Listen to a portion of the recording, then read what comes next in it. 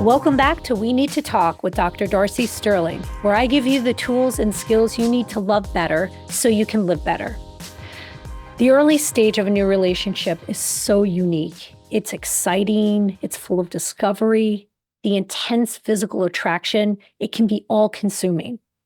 For a period of time, both partners may find themselves open to new experiences in a way they normally aren't. They're willing to try new activities, new food, meet new people. Early on, our rigidity, it goes down and our curiosity actually goes quite up. A new partner can feel like a puzzle that you're making sense of. When it's good, the experience can be really energizing and it can make you feel alive in a way that very few things can. Now, new partners may find themselves struggling with not wanting to burn through these early months, but also not wanting to lose momentum, which is why pacing a new relationship can become its own thing early on. And because she's in a new relationship, my co-host Ashtyn Tardif, who you've grown to love, is here with lots of questions. Let's clarify what we mean by pacing a new relationship. So when I think of pacing, I'm talking about the speed at which a relationship progresses, like how quickly or slowly you go from dating to being in a relationship, and then how quickly you merge your worlds together, your lives. Like a commitment, you mean, when you say like a relationship, like you've decided to be monogamous and really commit to the relationship?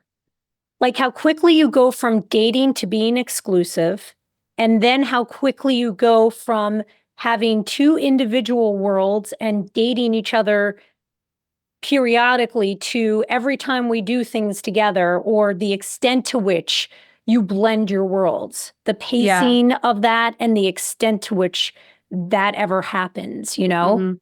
And why is pacing important?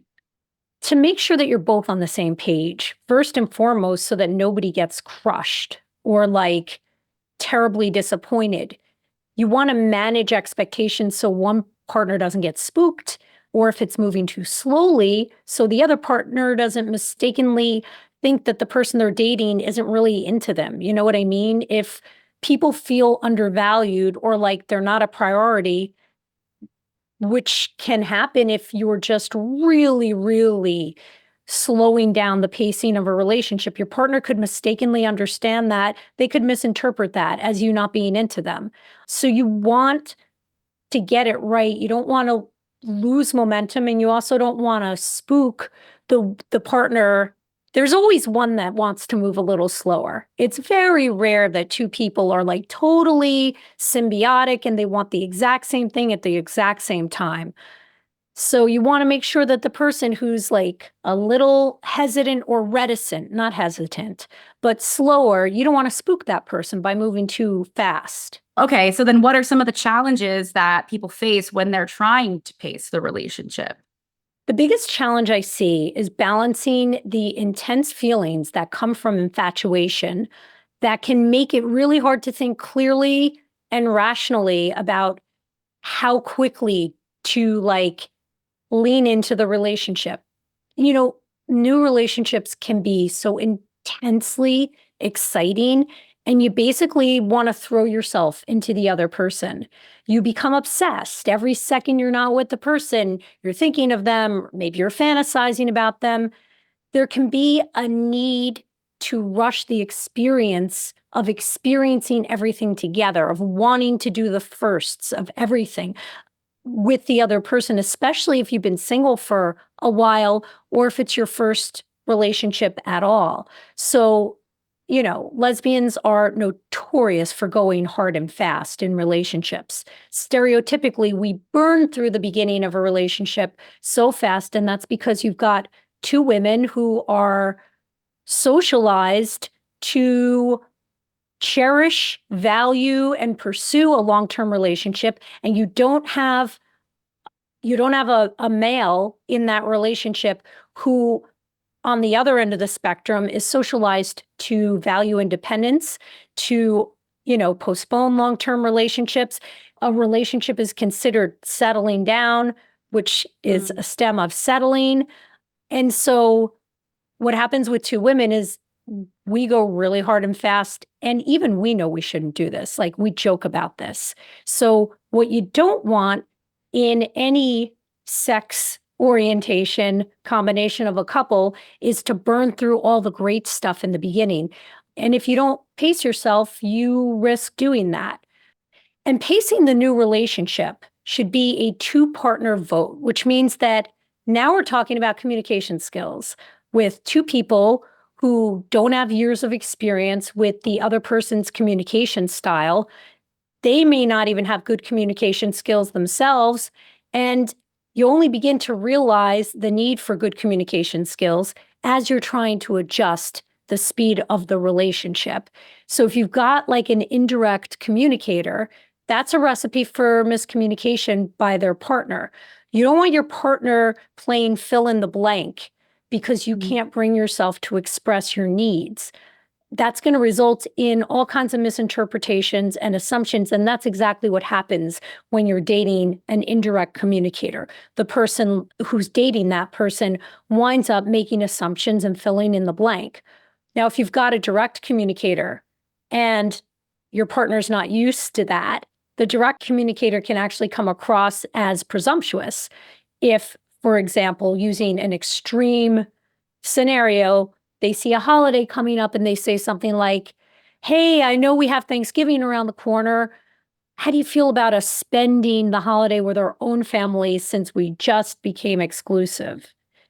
Like, you can imagine how off-putting that can be, or that can sound. It can really sound, it can land flat if the person on the receiving end of that is used to a different communication style. And all of this pacing also requires a need for intense vulnerability.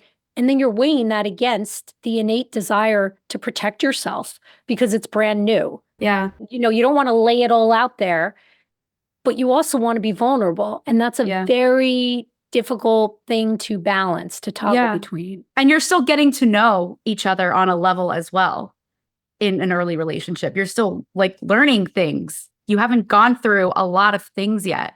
There's so many exciting new things and there's a lot of scary new things. And the interesting thing is, for me as a relationship therapist, is to hear particularly young adults who've not been in a new relationship, or anyone who's not been in a relationship, not a new relationship, but a relationship at all, first relationships. So I don't know if you remember this or if this was your experience, but as you date more and more mature people, your partner illuminates your shortcomings in relationships. And sometimes people don't even know what their weaknesses are until their first relationship. They don't know that they're not a direct communicator. They don't know that they're too direct of a communicator or that they can come across harshly. So it's in the context of being in a mature adult relationship that partners begin to scrutinize each other and kind of underscore or illuminate our weaknesses, the areas that need to be developed. Absolutely. My first two relationships, I actually think that I was doing the illuminating, which is uncomfortable for the person receiving it. I realize now, but it also wasn't a great position for me because I felt like I was the one handling shit and like the leader of the charge. And the roles have kind of been reversed for me now in a new relationship where I'm being faced to like assess what I say and do in the sense of, is this the kind of partner that I was or that I want to be? It's true. When you are in a relationship with somebody that's mature, it forces you to level up and either be mature or you go back into your old ways and you don't grow. And I also think that some people may mistake that early on, that discomfort, as something bad or not normal. And I'm learning myself that's not the case. And it's so normal because your partner comes from their own experiences and their own worldview, has had a different history than you have. They have different needs. And, you know, we can't see ourselves clearly. I mean, even I, who has been in more therapy than most people ever will be in, and I'm always trying to, I mean, my clients, they give it to me straight. So the way I give it to them straight, that is how I set the parameters of the relationship day one. I'm like, There will come a point where I will hurt you. I want you to know it will be unintentional.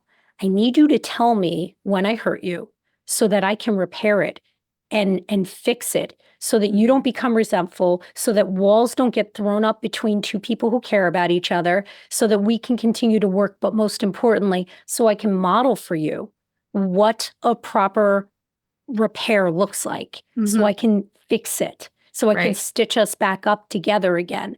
So my clients do, thank God, and also it's terrible to be on the receiving end of it, just FYI, they do tell me when I hurt them. And I don't enjoy it in the moment, but I appreciate it so much. But back to what I was talking about, I'm always testing out new measurement tools and questionnaires that measure different aspects of our personality. And I can't tell you how often aren't you often on the receiving end of these texts where I'm like, I'm filling out a tool. Do you find me, this was the last one I sent to Amanda and Steph. Amanda, my assistant, Steph, my wife. I was taking a survey instrument and I came to a point where it said, how controlling are you? Or the question was, people in my life find me to be controlling. Never, sometimes. And then there was some Switzerland answer in the middle. And then often or very often. And I was like, well, I know how often I struggle not to be controlling. I'm curious how often I wind up coming across as, controlling. And so are you not on the receiving end of these texts? Because I just did this last week. I didn't get that one. But I have been historically. And I usually preface it by saying, no punishment for honesty, please. I need the answer. And I'm surprised by the answers sometimes. Yeah. I am surprised because all I know is what I'm feeling in the moment. I know that for every time I control something, I've controlled myself from doing it 2 times. But I'm still controlling, it turns out. Well, we all have our strengths and our weaknesses. And as long as we're still learning about them, we're learning. True. How do you suggest handling pressure that you may get from your family to meet the person when you first start dating? And is there an appropriate amount of time like a blanket amount of time that you think is appropriate before those introductions are made? Look, I think it's really personal. And you rarely hear me say this, but I think people get to choose the timing of this themselves. I think there are wrong answers. Like, I wouldn't introduce people unless I'm still living at home. I wouldn't bring people home in the first month for sure. I think that's weird. I think the first month is pretty fast in general. The Right? first month? Yeah. I mean, and I don't mean to be judgy, but I'm like thinking like, I don't know, man. That just broadcasts a need to be like, I don't know. I don't want to judge, but to me, I'm judging. I would not want to be on the receiving end of that. And I would, short of being in the same home with family, my partners would not meet my family in the first month. Yeah. So I think, when to introduce your partner to your family is an individual choice. I personally wouldn't want to introduce people unless I was pretty sure I wanted the person to be around for like a minute. Fair. And if your family is pressuring you to meet your new partner, that's complicated because that to me feels like pressure for this is then the next step, then the next step. So I think some, loving, compassionate, but clear boundaries are appropriate. Maybe you want to say, listen, I view introducing my new partner to you guys as a privilege that they have to earn. So I want you to know this is not me keeping you away from them. This is me keeping them away from you until I feel pretty sure that this is somebody that I'm proud of. I'm still getting to know the person. Am I into them? Yeah, but I've gone on 4 dates with them. I don't know. This could change in 6 weeks. I don't know. Personally, what I would want to avoid is like having a rotating seat next to me at Thanksgiving where like every year for 3 years, there was a different boyfriend or girlfriend. Yeah. They're like, what's their name again? Or they call them by the wrong name. You can imagine. I can imagine. I dated two people with the exact same name. That made it Oh. easier.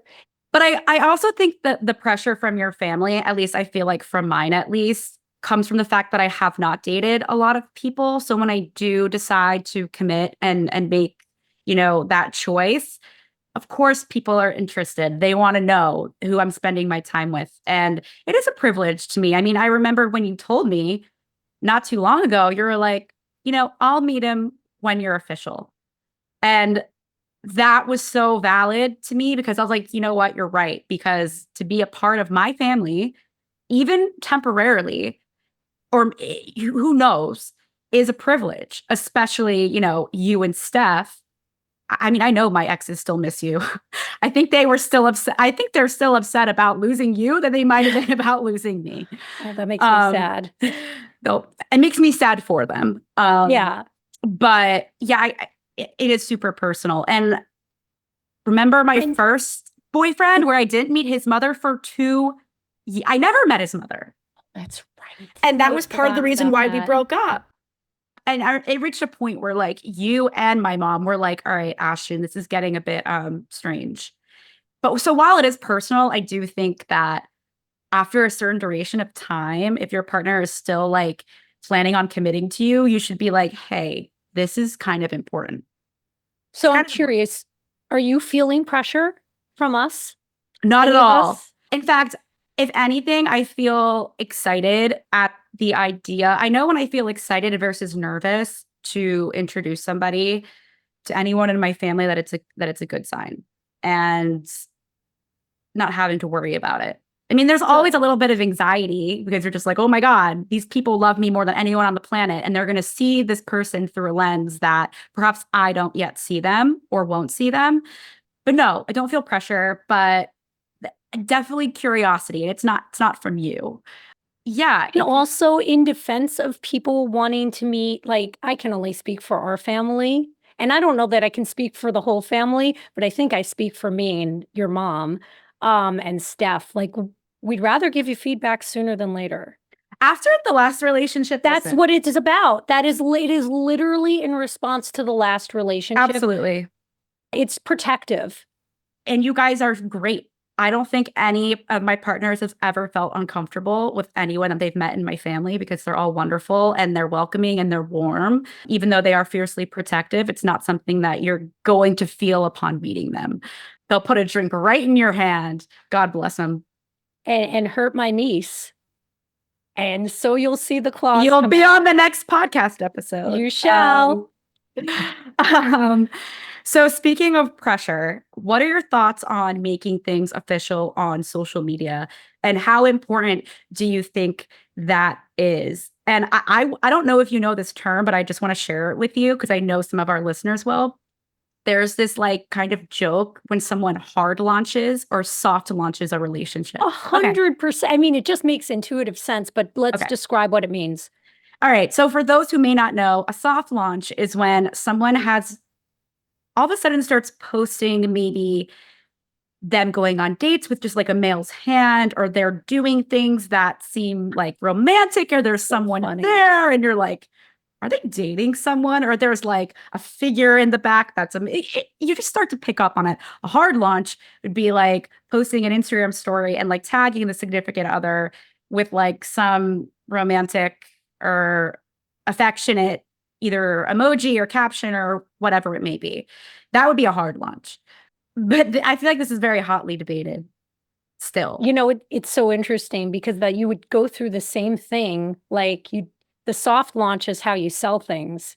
You know what I mean? Yeah, it's how the you teaser. launch a product. Yes, teaser. it's creating intrigue. So, what are my thoughts about making things official on social?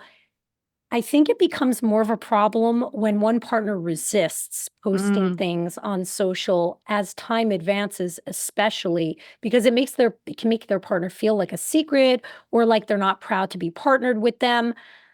I honestly don't see a way around it today if you want to create a secure attachment, to be honest, but I'm open to your thoughts. What do you think? I struggle with this because I completely understand people who don't value social media and don't use it as a tool of like communicating their current life status. However, I have been into relationships where I had to broach it with my partner and be like, hey, like I definitely like post things and tag you in things, and you are very selective with what you repost. And like, I know you're not active on social media, but like, I'm just curious, why is that? I think it's different if like your partner isn't capturing content and like posting it versus like if your partner is tagging you in something, they are making it known that you are together, you're doing something, and you choose to willfully not post it or repost it. I just think, why? Like, what's the point? And Like you're going to raise more questions than by you. not doing it. You make a really good point. I think if you're going to not post, both partners need to be people who are not on social. They have nothing to do with social. They don't care about social. They don't use it, or they only use it professionally. They would never post a picture that's personal to them. Right. So in that instance, it makes sense to me. If you're even remotely in the bell curve of average people are on social. Yeah. Most of them, Mhm. some of the time, and the absence of posting, I think, is going to provoke insecurity and concerns and maybe even be a wedge issue in the relationship. Absolutely. And like, I never expected my partners to like be posting me left and right, or like, I almost preferred it because, like, what if I don't like the photo, or I'm like, oh, that's not great. But I think it's a bit shady and that could be controversial. I mean, this is also coming hot off the heels of, a relationship where a guy was using Instagram as a tool to communicate with someone that he was cheating on me with. And she had no idea that he had a girlfriend because there was no evidence of me. Oh my God, is that right? Yeah. That's really important intel to have gathered retrospectively. And I think that you're making sense of that accurately. I knew that he had only had a few pictures. I had not connected dots. Now I will. Yeah. So it's like, I hate to put people in a box, especially when it comes to social media, but I do kind of have a more wary eye when it comes to certain things. So do with that Makes what you sense. will, listeners. Yeah. Speaking of trust, No, quite literally. Besides reposting your partner's content that you tag them in, how do you build trust in a new relationship? And I've been challenged with this as well, coming off of the last relationship and a new one. Some people say that you give them a blank slate and you give them the benefit of the doubt, and you don't let your past experiences influence, your perceptions of this person or whatever. Others say you need to be very vigilant and you need to stay on your game. What are your thoughts on this? so giving them trust as opposed to making them earn your trust. I think it's a little of both, and the timing is essential here because early on, I think like the first 3 to 5 months of a relationship, I think it's reasonable to be looking for confirmation that the things that they tell you about themselves and about their life line up with the reality of what you're witnessing as you get to know them and their life. Mm-hmm. You're making sure that dots connect, that Yeah. there aren't inconsistencies. So that's a little like making them earn your trust. But I want to say that by like month 6-ish, shortly into dating, like I think by month 6, I thought about this. I was like, no, I can live with month 6. You know, you got to make a decision one way or the other about whether you trust them. If what they tell you lines up with what you've seen, you got to make the decision to trust them because it's unrealistic to expect your partner to be earning your trust for years.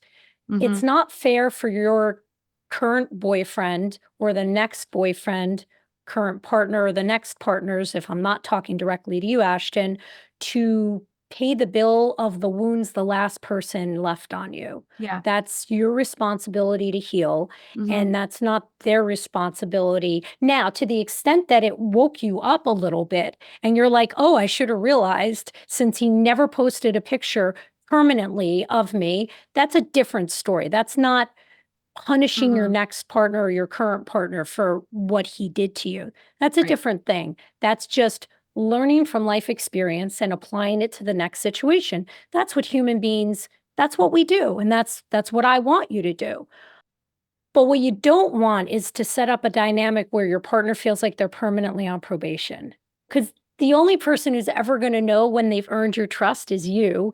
It's so subjective and it's potentially like messy because the person who is withholding their trust is technically the one with the power, the skeptical one, the You're one that's got a little testing them. the one that's got a little, right, exactly, exactly. People aren't going to always be willing to try out for the Olympics every day or every week No. or every month of their life indefinitely. We all expect it a little bit in the beginning or a lot of it in the beginning. But at a certain point, you make a decision. So after that, when it comes to trust, to me, it's not like trust means that your partner is never going to fuck up or never going to hurt you because they're going to do both. Mhm. To me, what trust means is trusting myself to see the warning signs of trouble and to trust myself, speaking in first person, um, to be able to keep myself safe and course correct if I see trouble, either by addressing it and requesting changes or by ending the relationship. Mhm. I think it's tricky to define trust as being able to predict your partner's future behaviors. We all like to think that we can, but none of us can. We Mhm. can't even predict our own behaviors. So you do your due diligence early on, then you make a decision to trust the person, to Mhm. give them the trust until or unless they give you a reason to reconsider. And then you can go back to it and question yourself again. But it's mostly about trusting yourself to be able to either address it or break up. And obviously, trust is something that, like, I s you would think that I would struggle with after my last relationship going into a new one.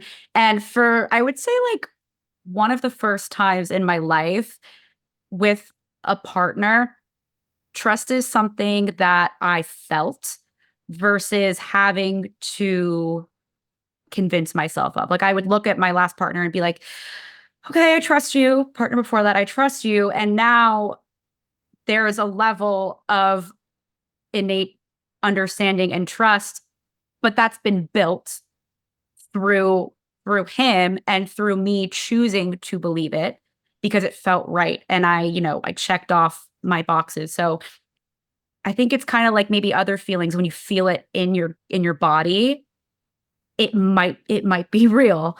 Of course, there's little voices in the back of my head that are like fighting to break it down and saying, "But what if? What Mhm. if?" And I sit with myself and I'm like, is this a feeling that is coming from my body or is this a thought that is coming from my mind?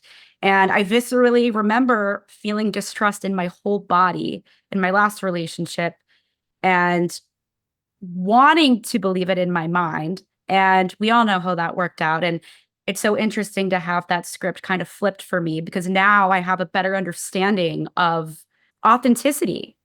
And God, if this man cheats on me, I really am just I'm gonna take a long break. A long break. But I'm gonna go out on a limb and say I don't think that that would ever happen. But we can potentially get this episode scrubbed from the internet if so. So I have some thoughts. I'm Um, sure you do. I'm really, really, I'm really relieved and glad to hear that you're able to have the felt sense, the visceral sense of trust with this person. Because to me, whether you make sense of it this way or not, this is what will make me sleep well at night. What that indicates to me is that you did enough healing in between the last relationship and now that he's not going to have to pick up the tab for those older wounds that you Mhm. were left with, that you've done the work, that you've done the healing, and you're not done. I mean, No. you'll be mending that for a while still, but there's something to be said about the next relationship if it's trustworthy being quite reparative. However, I also believe that you have this is again, I'm totally mind reading here. Correct me if I'm wrong. You've never said this to me. But the way I'm making sense of this is you trust yourself to get through anything that happens to you. You're going to recognize warning signs. If something diabolical happens, you're not a spy. You're not in the Mhm. CIA or the FBI. You don't know how to do espionage. But for those types of behaviors, which would be considered pathological outside of their day jobs, you're going to recognize warning signs and you're going to act accordingly. And what I feel, but tell me if any of this is wrong, is that you probably know you can't be that hurt again. True. Yes, there is actually a weird sense of peace in knowing that your heart has been shattered in a million pieces to the point where you don't think that it could ever get that bad again. And I also think that learning from that experience and that relationship has allowed me to not attract people on that level anymore through my own healing. And I don't want to take all of the credit just because, well, you're right. I did learn signs, I learned behaviors, and I've learned also the importance of being honest and communicating my feelings. If I'm feeling triggered, if I'm feeling insecure, I sit down with myself and say, is this a me thing, or is this something that he did that I would like to potentially course correct and have a conversation about? And it's been a lot of that. And he's risen to a lot of occasions and done a really good job of making me feel validated. And very early on when we met, he was very aware of everything that I had been through. I mean, Well, he I was think around when the first episode aired. I had to do some explaining. I was like, "Hey, I know we just started following each other on social media. I'm about to drop something pretty vulnerable in public, so let's chat." But yeah, there is a level of validation and security in myself, but because it's also in myself, it's able to be reciprocated, I think, through somebody else. I love that.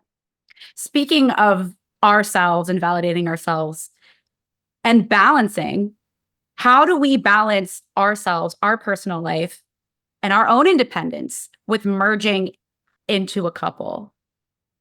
I think it is essential. Like underscore, illuminate, circle the word essential. I think it is essential to do that right out of the gate, to not lose yourself in a new relationship, to not lose your identity. Because here's the thing, your partner fell in love or will fall in love. I'm talking to you, Ashtyn. Your partner is attracted to a woman who is independent, has her own life, has a great tribe, has her own interests, and her own identity. And if you wind up melting into the person you're dating and really giving up a lot of the things that they found attractive in you to begin with, then you can imagine a future point down the road where they're just like, you know, she was so fierce when I met her. She had like so much going on. And now I feel like I'm her whole life and I can't fill all those needs. Mhm. And I miss the independent person she used to be. I hear this a lot from the guys I work with, especially, no, not even just the straight guys, the gay guys also. Like, Interesting. I hear this a lot from men that they were attracted to a version of their partner that they never wanted to lose, but that they didn't pace the relationship properly. I think that we all romanticize the honeymoon phase where we just want to be with them all the time. We crave them, we want them. And I remember that so viscerally with my last relationship. It's such a breath of fresh air. And like, of course, I love being with my partner and I miss him when I'm not with him, but like I don't feel the obsessive need to like be around them 24/7. And some may view that as like, oh, maybe they're just like not your person. But it's like, no, maybe I'm finally having space to be myself, for them to be themselves, and not have to worry about if they're still going to be there when I'm done being with myself. Because And there's that's nothing worse than having to scramble together the remnants of your past life when it doesn't work out with your partner because you abandoned them and mhm. or yourself. Yep. Absolutely. Been there, had to refine myself, and I don't think I will lose her again. So onto a spicier topic. People often say or experience in a new relationship that sex is in the honeymoon phase is often when it's at its best and the most frequent. Are there ways to try and maintain and keep that energy long term? You have got to prioritize sex and romance and seduction at every stage of your relationship. It is the one thing that distinguishes your romantic relationship from all the other relationships in your life. Mm. But what so many people do is that, you know, they crave the nesting that happens early on. And for people who haven't had a new relationship in a while, let me just paint you a little picture. It's the comfort that comes from knowing you have a partner and you don't have to make plans both weekend nights anymore.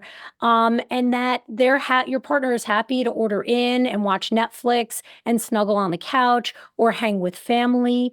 And that is a beautiful stage of the relationship. It's my favorite stage of the relationship, that early nesting, that ease that you're building a muscle of ease around two people. But you have got to balance that shit by continuing to date and continuing to experience new things together and get the fuck out of the house. You have got to, because before you know it, if the relationship advances to the next stage, you're going to move in together or you're going to get engaged, and there will be a lot, those things become their own projects where there are lots of things to manage with both of those things, like the million decisions that planning a wedding requires, or the million to-dos that running a home together requires to talk about and negotiate. Like life gets real fast. So build in romantic behaviors every single week. Plan out how you're gonna I'm getting a little embarrassed here talking to you about this, Ashtyn, but because she is my niece.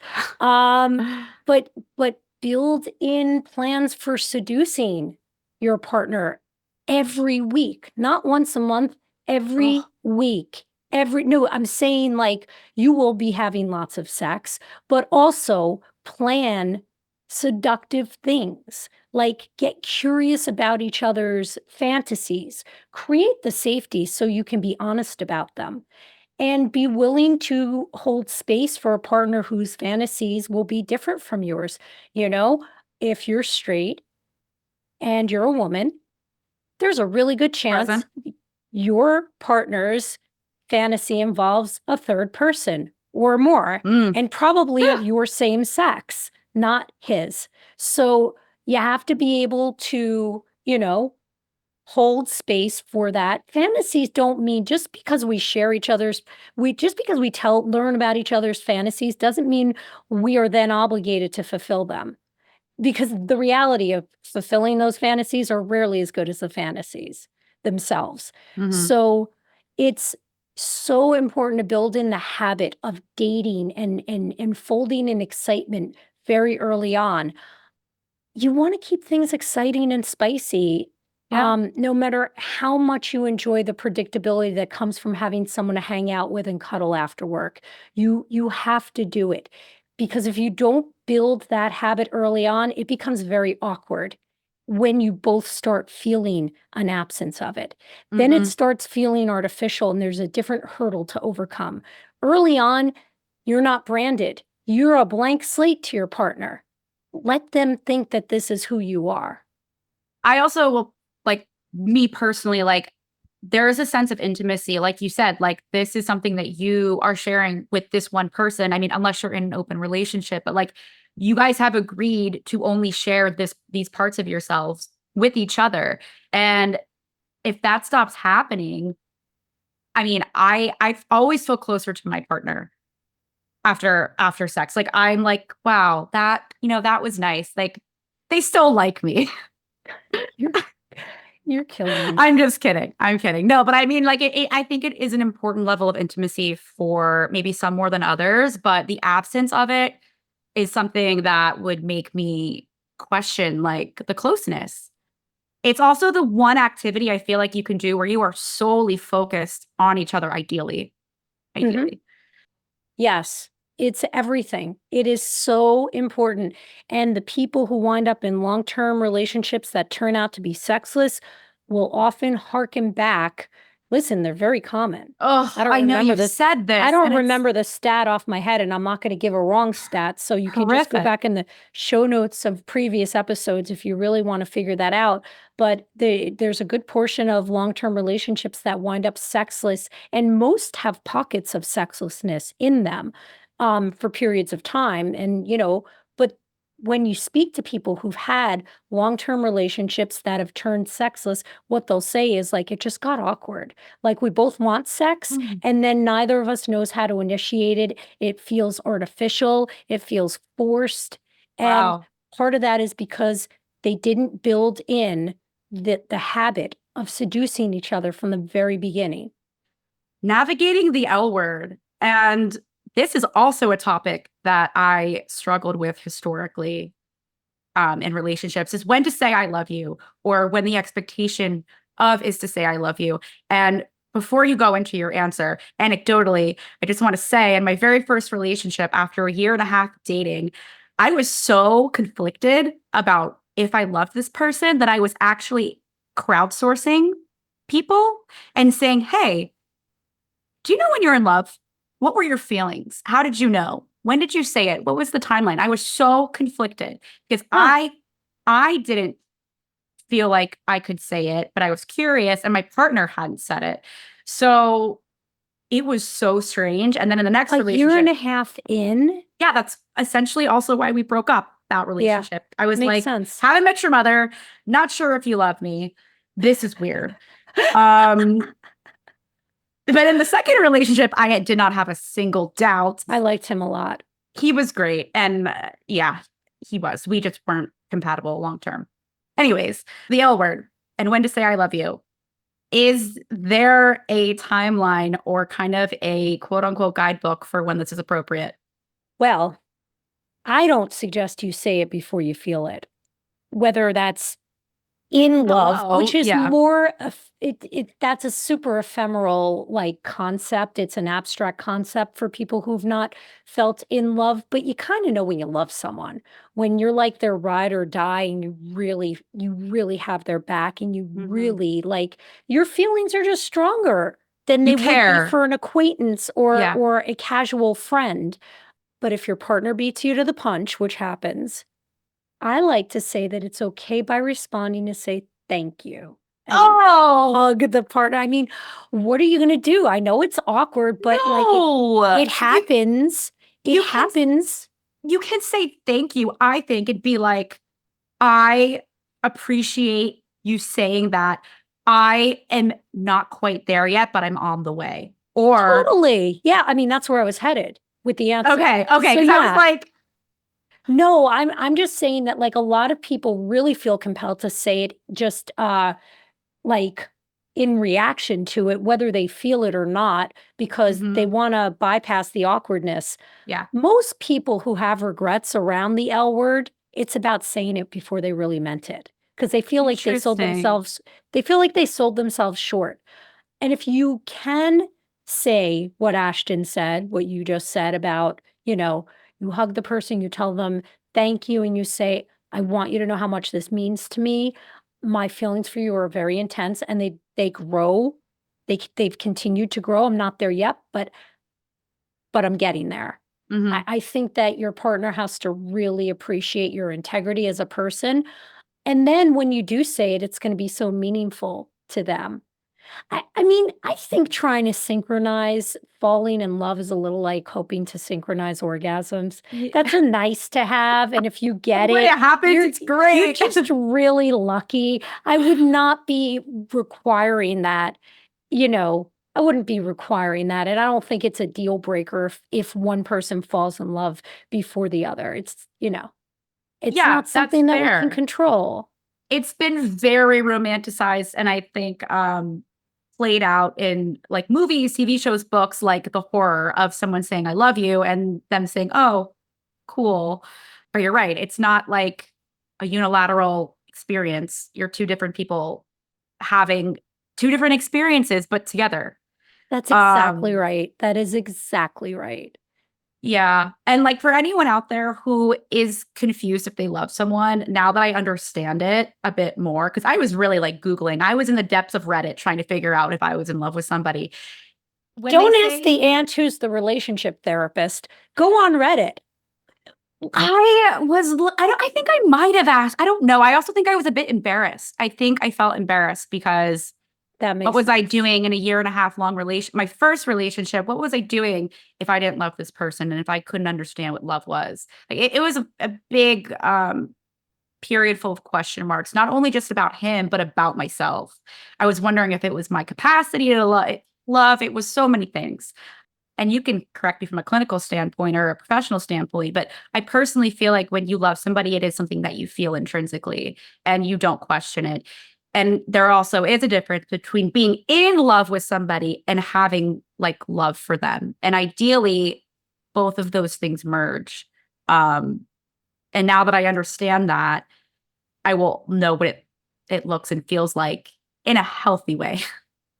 What I'll say to that is yes, and yes, it is an intrinsic felt sense that you, over the course of a long-term relationship, are not always going to intrinsically feel.